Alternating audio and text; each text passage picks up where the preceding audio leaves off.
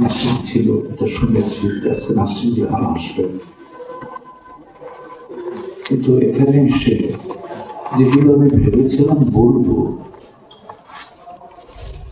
সেগুলো তো এখন সব সরে গেল, গুছিয়ে কথা বলার তোর অবকাশ থাকলো না।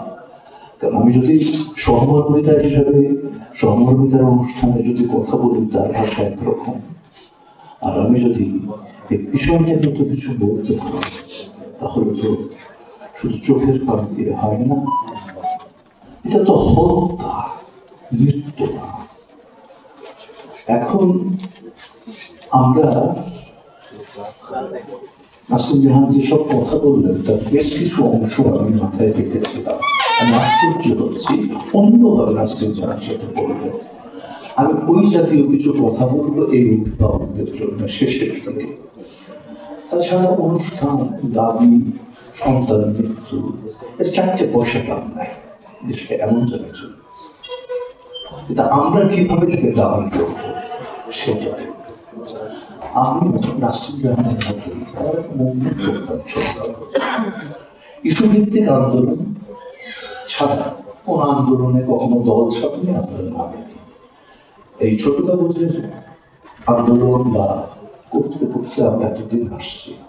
এই ছোট কাগজের আন্দোলন বিষয়টা ছিল লেখক জীবনের একটা শুদ্ধিকরণ এবং মিডিয়ার কিছু এলোমেলো দিক, এ সমস্ত রাজনীতির বিপক্ষে একটা লেখক সমাজ তৈরি হবে, একটা স্বাভাবিক জীবন তৈরি হবে, স্বাভাবিক প্রশস্তি আসুক লেখকদের ভিতর। তো সেই আন্দোলন করেছিল মুগ্ধ বা ফারান ভাইস ও আমার বাসা থেকে 100 হাত দূরে প্রতিদিন ওদের ছবি দুটো দেখে চলে যায়। সেখানে বললে অপ্রাসঙ্গিক হবে না, ওই বয়সে আমারও একটা ছেলে মারা গেছে, তো তারপরে আমার কোনো সন্তান নাই।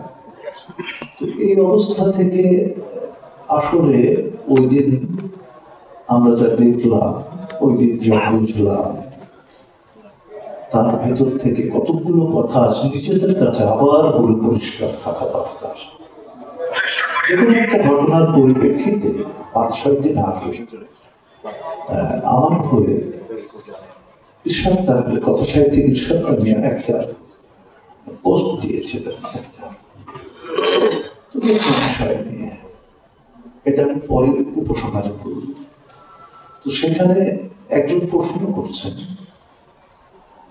আমাকে, আমি কি কি বলেছি তাকে যুক্তি করে উনি পোস্টটা দিচ্ছিলেন। তার ভিতরে নানান প্রশ্ন আসছিল সেই বিষয়টাকে নিয়ে, কিন্তু একজনের একটা মন্তব্য চোখে পড়লো, সেটা এখন প্রাসঙ্গিক হবে। ভদ্রলোক আমার বন্ধু, আমার লেখা খুবই ভক্ত, আমিও তার লেখা পড়ি, কোথাও কোনো অনুষ্ঠানে আমার লেখার আলোচনা হলে তিনি ঝাঁপিয়ে পড়েন। তিনি প্রশ্নটা করেছেন জুলাই স্পিরিট কি জিনিস, আবার বলি জুলাই স্পিরিট কি জিনিস। যে কোনো ভাবে তা নিয়ে সেটাকে সরিয়ে দিয়েছে। এখন পরে বলব এদের এই আন্দোলন কেন আমার কাছে ব্যক্তিগত তাৎপর্যপূর্ণ মনে হল। আগে আমার কাছে যদি তাৎপর্যপূর্ণ না হয় তাহলে আমি কিন্তু ব্যাপারটাকে নিয়ে কন্টিনিউ করতে পারবো না শুধু আবেগ দিয়ে। কি যুক্তিতে আমার কাছে তাৎপর্যপূর্ণ এটা হয়েছে, কেন মনে হয়েছে? প্রথমত আমার কাছে মনে হয়েছে ৭১ পরবর্তী যতগুলো অভ্যুত্থান হয়েছে এটা একমাত্র প্রথা বিরোধী অভ্যুত্থান, প্রথা বিরোধী যে কাজগুলো আমি করে আসছি। যদিও ওরা শুরুটা করেছিল একটি প্রথার পক্ষে যে জীবন তৈরি করা, প্রকৃতি সেটাকে সরিয়ে দিয়ে একটা প্রথা বিরোধিতাতে চলে যায়। যে বৈষম্যটা এমন পর্যায়ে চারিপাশে দাঁড়ালো যাদের আন্দোলন এখন সবাই হলো। এবং শেষমেশ আমি বলতে চাই ওদের এই আন্দোলন থেকে যে শিক্ষাগুলো আমি নিলাম সেটা হল আমার কাছে আর ছোট বা বড় কাগজের কোনো প্রয়োজন নেই, পরিষ্কার। কারণ যে পরিমাণ দেয়ালে লেখা হয়েছে এই যে গ্রাফিক টেলিফোন, এটাও কিন্তু এক ধরনের অল্টারনেটিভ পেপার। যে পরিমাণ কথা ওদের শুনেছি তার চেয়ে প্রতিবাদী লেখা জীবনে ওখানে আমি লিখিনি, যে কারণে মানবিক করে তুলেছ। ওই সময় আমি গিয়েছি কতদিন, তখন দেখেছি চোখ বন্ধ করে ওদের ছবি আঁকা, ওদের সবকিছু। সবচেয়ে বড় কথা, কোন নেতা আহ্বানে ওরা কিন্তু এই আন্দোলন করেনি। ওদের বাবা মার কাছ থেকে অর্থ দিয়ে মিছিল করানোর জন্য ডাকা হয়নি। ওরা সত্যি প্রথা বিরোধী আন্দোলন করেছে। একটি বিশেষ রাজনীতি, বিশেষ কাঠামো যখন তৈরি হয়, সেটাই হয় প্রতিষ্ঠান বিরোধী। ওরা সত্যিকারের প্রতিষ্ঠান বিরোধিতা করেছে। আজ আমার এই মুহূর্ত থেকে আমি ঘোষণা দিলাম, আমি আর আমাকে নিয়ে যে একটা কাল্ট বানানো হয়েছে যে সেলিম মোর্শেদের প্রতিষ্ঠান বিরোধী বলতে, এই একদম আমার কাছে একটা অর্থহীন করে দিয়েছে ওদের এই মৃত্যু, ওদের এই দৃষ্টিভঙ্গি। কারণ পুরো মানুষের ভিতরে যে মননটা তৈরি হয়েছে, সেখানে ওরা এই ভূমিকাটা রেখেছে। আজকে যে ঘটনাই ঘটুক না কেন, যেটা নাসরিন জাহান অত্যন্ত জরুরি বলে গেলেন, যে আমরা যদি প্রশ্নবিদ্ধ করি, আমি আবারও বড় কথা শিল্পী আমার বন্ধু, আমি তাকে বলবো মোটেও প্রশ্নবিদ্ধ না। যা হয়েছে এগুলো জরুরি ছিল, যা হচ্ছে এগুলো জরুরি ছিল, একেবারেই এরকম হচ্ছে।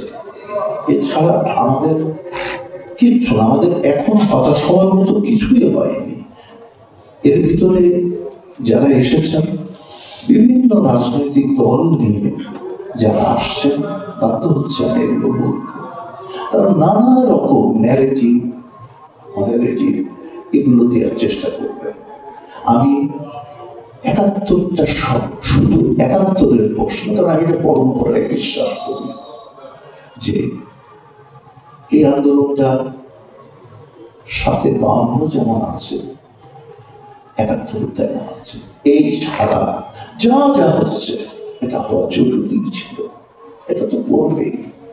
কারণ এত বছর যা করেছে, তখন খারাপ লাগছে আমার একটা বিষয়, যে একটা গরু জবাই করলে এদেশের কথিত প্রগতিশীলরা কেঁদে ভেসে যায়, ছাগল জবাই করলে এদের দুঃখের সীমা থাকে না, কত কিছু বলে।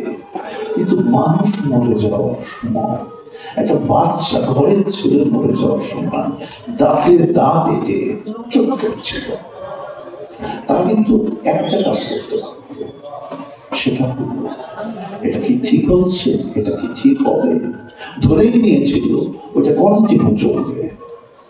এই হিসেবে ঠিক বেঠিক করতে যে এত বড় ভুল করে ফেললো যে এই লেখক কুলের জীবনে কোন আন্দোলনের কথা বলার অধিকার থাকলো না, দাঁতে দাঁত চেপে চুপ করেছিল।